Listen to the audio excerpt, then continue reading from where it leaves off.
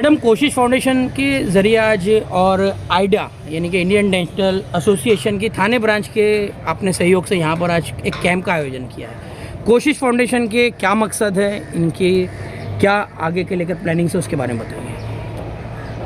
कोशिश फाउंडेशन की बुनियाद रखने की वजह ये थी कि मतलब जैसे मैंने ग्राउंड लेवल पे अभी तक काम किया है और जो लोगों की ज़रूरतें मैंने देखी है, तो मुझे ऐसा लग रहा था कि मैं अपनी सलाहियतों से मैं उन चीज़ों को पूरा करूं।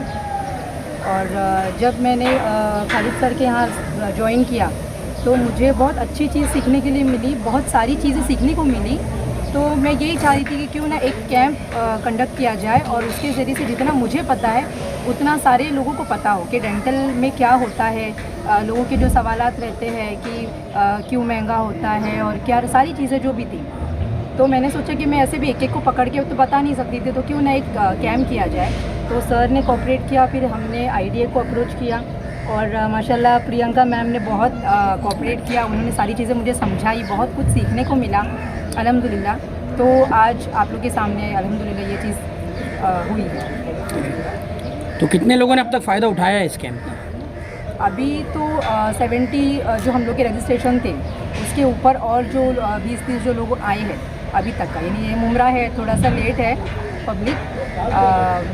और हम लोगों ने टारगेट किया था कि हम लोग 200 से 300 लोगों को हम लोग आज जो है वो कैंप का फ़ायदा देंगे। ये कैंप आज सिर्फ एक दिन के लिए है या कल भी रहेगा? नहीं, एक दिन। आज और शाम में कितने बजे तक चलेगा ये कैंप? ये दोपहर में हम लोगों ने 10 to 1 का टाइम में रखा था। ओके। और जैसे क्राउड रहेगा, जैसे 200 का हमारा टारगेट था, तो मैम ने जैसे बोला था कि ठीक है, अगर पेशेंट आते हैं तो हम लोग 2 बजे तक का उसको खींच सकते हैं।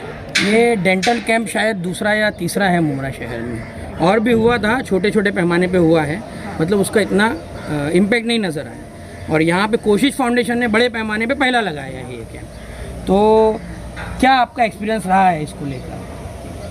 एक्सपीरियंस हो रहा कि मतलब मेरी टीम अल्हम्दुलिल्लाह बहुत साथ दिया उन लोगों ने, और अच्छा रिस्पांस पब्लिक से भी मिला है अल्हम्दुलिल्लाह अभी तक का। नया है, मतलब नाम पहली बार है और काम भी पहली बार है। तो देखते हैं इंशाल्लाह जैसे जैसे काम बढ़ेगा हमारा और पब्लिक हमसे जुड़ेगी, लोग हमसे जुड़ेंगे, तो इंशाल्लाह और अच्छा रिस्पांस मिलने की उम्मीद है। इसके बाद भी कोई कैंप लगाया जाएगा आप लोगों के द्वारा? इंशाल्लाह बहुत सारी प्लानिंग है। अभी फ़िलहाल बोल कर फिर वो ना करूं, ये नहीं करना है मुझे। तो जितना मैंने सोचा है, आप लोग दुआ कीजिए कि वो सारी चीज़ें हो। और जैसे मैम ने अभी साथ दिया, इंशाल्लाह जब भी कुछ रहेगा तो हम लोग ऐसे ही मिलके काम करेंगे। मेरा जो मकसद था, मैं सभी से यही बोलूँ कि मेन मेरा ये मकसद था कि जो कैंप का फ़ायदा, जो आईडीए इतना यहाँ तक आई है, मुमरा में पहली बार आईडीए यहाँ तक आई है, तो मुमरा वालों को चाहिए कि उसका फ़ायदा उठाए। इतनी बड़ी टीम आज हम मेरे साथ खड़ी अल्हम्दुलिल्लाह। मेरे सर खालिद सर, बहुत बहुत शुक्रगुज़ार हूँ मैं उनकी, कि उनकी बदौलत आज ये चीज़ है वो पॉसिबल हो पाई है। तो मैं चाहूँगी कि मुमरा वालों ने इस चीज़ का फ़ायदा उठाना चाहिए। लेकिन कैंप है मैडम, मिडिल क्लास तबके के लोग ज़्यादा है मुमरा शहर में, तो क्या उनके लिए क्या सहूलत रहेगी आगे? चलिए, इंडियन डेंटल एसोसिएशन यहाँ पे आई, ये बहुत अच्छी बात है। शहर की आवाम को क्या फ़ायदा होगा? कि आप तो जानते हैं रोज़ कमाने खाने वाले लोग ज़्यादा है शहर में, और आपने अभी कहा कि क्यों महंगा होता है, इस ताल्लुक से भी डिटेल्स अभी आनी बाकी है। तो क्या उनका क्या फ़ायदा है? वहाँ से क्या उम्मीद, कैसा सहयोग रहेगा आईडीए का? क्यों महंगा होता है उसकी डिटेल्स जो है वो एक टेक्निकल चीज़ें हैं, उसमें वो हर किसी को पता नहीं होती। तो इसीलिए हम लोगों ने यहाँ पे सोचा कि एक अवेयरनेस प्रोग्राम हम लोग का रहेगा कि भाई क्या है, कैंसर के रिलेटेड जो भी सारी चीज़ें हैं वो बताया जाएगा। और आप जैसा बोल रहे हैं कि रोज़ कमाने खाने वाले लोग हैं, तो मैं ये देख रही हूँ कि रोज़ कमाने वाले खाली रोज़ कमा के खा ही रहे हैं, हेल्थ पर ध्यान भी नहीं है उन लोगों का। तो ये मकसद यही था इसको कि लोग अपने हेल्थ की तरफ भी ध्यान देना चाहिए। मतलब जितना ज़रूरी मोबाइल का रिचार्ज है, मेरे ख्याल से उससे ज़्यादा ज़रूरी हमारे दांत है।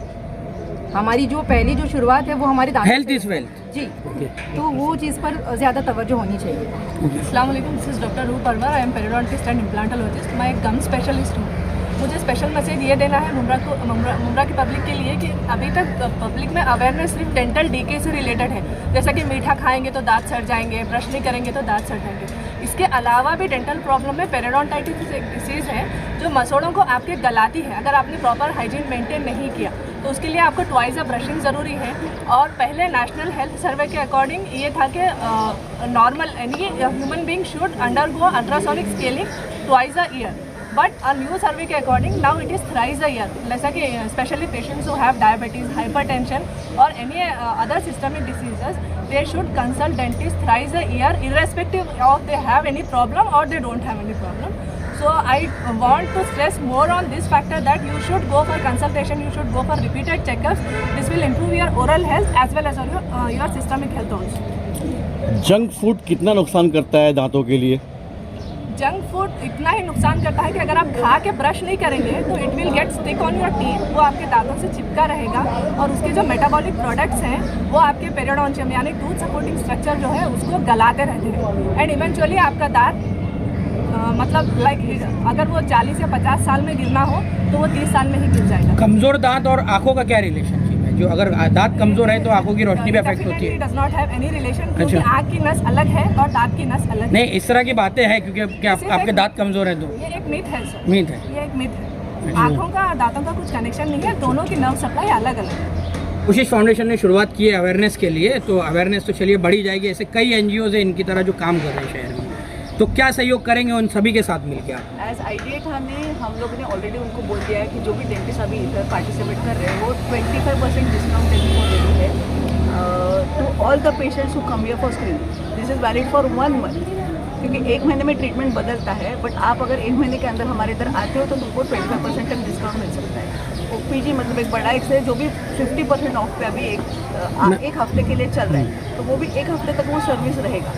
तो ये अगर फ़ायदा लेना चाहते हैं या अगर फ़ायदा आप उठाना चाहते हो तो आप प्लीज़ मतलब अप्रोच द डेंटिस्ट, आपको कार्ड मिलेगा इधर, आप उधर आके ये कैंप का डेट का बोल सकते हो कि कोशिश फाउंडेशन से आए, हम लोग जरूर उनको 25% क्योंकि आप क्या खाते हैं वो आपकी हेल्थ रहती है, जो भी आपका इनपुट रहता है फूड के ताल्लुक से वही आपकी हेल्थ रहती है। असल चीज़ आज जो हम देख रहे हैं कि लोग परेशान हैं कि खास करके डेंटल ट्रीटमेंट के ताल्लुक से वो लोग रियलाइज़ करते हैं कि इतना कॉस्टली है, लेकिन हम ये नई चीज़ एहसास करते हैं कि हमारा प्रिवेंशन में बहुत पुअर रोल है। बहुत सारी चीज़ें हैं जो ऊपर वाले ने जो हमको डेंटिशन दिया है, दांत दिया है, वो इतने अच्छे हैं कि हम अगर उसकी हिफाजत करेंगे प्रॉपरली, जिसको हम प्रिवेंशन या प्रिवेंटिव केयर बोलते हैं, तो ये चीज़ हमारे आखिरी दिन तक हमें साथ देगी। ये चीज़ मिसिंग है, जो प्रिवेंटिव केयर है वो मिसिंग है। तो ये कैंप्स के ज़रिए ये चाहा जा रहा है कि ये प्रिवेंटिव कॉन्सेप्ट जो है वो लोगों में आए कि अगर वो बहुत सारी, ये डाइट तो एक एस्पेक्ट है लेकिन बहुत सारी दूसरी चीज़ें हैं, जैसे डॉक्टर रूपरवर ने कहा कि स्केलिंग होता है, सफाई होता है दांतों की, जो साल में 3 बार रेकमेंड की जा रही है, और बेसिक चेकअप, एक बेसिक चेकअप आपके पास प्रॉब्लम हो या ना हो, एक basic checkup at least every year होना चाहिए। उससे क्या होता है कि बहुत चीज़ें छोटी होती है, फॉर एग्ज़ाम्पल ब्लीडिंग गम्स होता है या कैविटीज़ होती है, वो बहुत मुख्तसर सी रहती है, और रेगुलर चेकअप्स के ज़रिए जो है ये चीज़ों को उसकी जड़ में ही उसको सॉल्व किया जा सकता है, वो प्रॉब्लम को सॉल्व किया जा सकता है। तो वो नौबत नहीं आएगी जहाँ पे हम प्रॉब्लम हो जाता है और उसके बाद हम डेंटिस्ट के पास जाते हैं और डेंटिस्ट हमें एक बहुत लंबी लिस्ट देता है कि ये भी करना पड़ेगा, ये भी करना पड़ेगा। ये एक्चुअल रियलिटी ये है कि हमने प्रिवेंटिव केयर के ऊपर ध्यान नहीं दिया।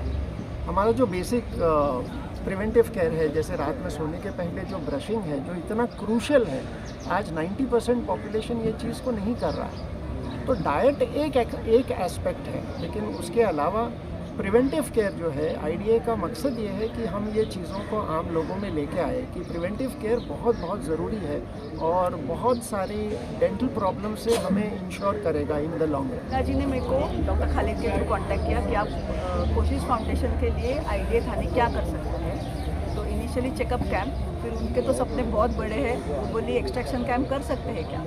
तो मेरे में भी जोश आया, मेरे को लगा कि अभी अगर ये बोल रहे हैं तो ट्राई कर लेते हैं। आईडीए थाने ने भी थोड़ा मदद किया, बट सबसे ज़्यादा मेहनत हिना जी ने की है, और उसकी वजह से ये जो एक्सट्रैक्शन कैंप हमारा इधर हम लोग कर सके वो सिर्फ हिना जी की वजह से। ये पहली बार हुआ है मुंब्रा में, पहली बार मुंब्रा में ऐसे हुआ है कि ना ही सिर्फ चेकअप बट एक्सट्रैक्शन कैंप भी हुआ है, एंड जस्ट खालिद सर और हिना जी की वजह से ये पॉसिबल हुआ है। कोशिश फाउंडेशन को ऑल द बेस्ट, आगे में हम लोग भी हेल्प करेंगे और आप भी ऐसे बड़े सपने देखते रहना। Thank you.